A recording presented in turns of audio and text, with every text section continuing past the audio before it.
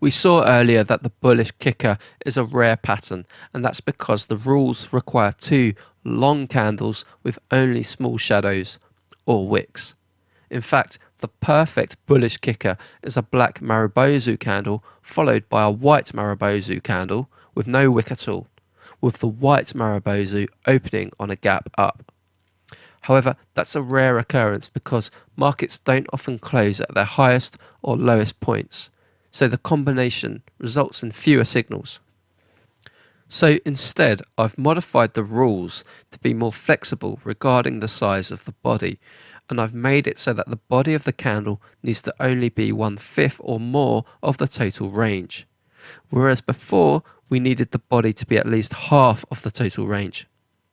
So the first candle will be a down candle and the second candle will be an up candle. Those rules are still the same, but the candles don't need to be full Marubozus with long bodies. Here's an example of the loose kicker pattern in Oracle. Notice that the first down candle has a long wick and it appears almost like a spinning top. So because this definition is less strict than the original, it's going to be found a lot more often. So now we've modified the original bullish kicker pattern to create the loose kicker. We can test the pattern and see how it performs on our different watch lists.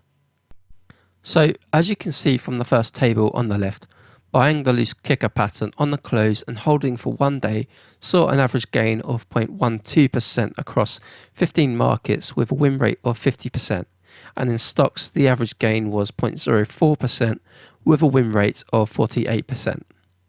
You can see that the loose kicker pattern performs better over longer holding periods.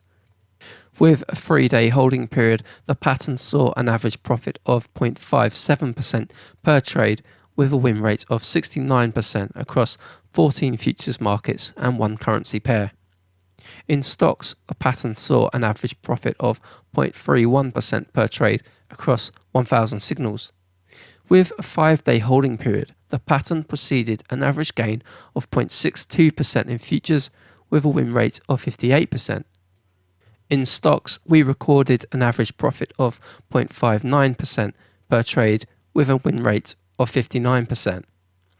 And the pattern also did well with a 10-day holding period.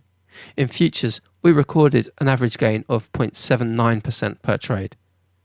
So I think you can see that modifying the original bullish kicker pattern gave us much better results.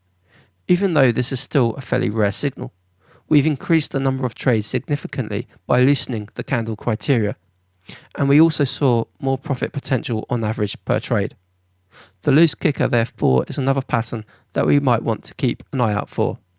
And following is an equity curve from the last test on stocks to show another perspective on the results.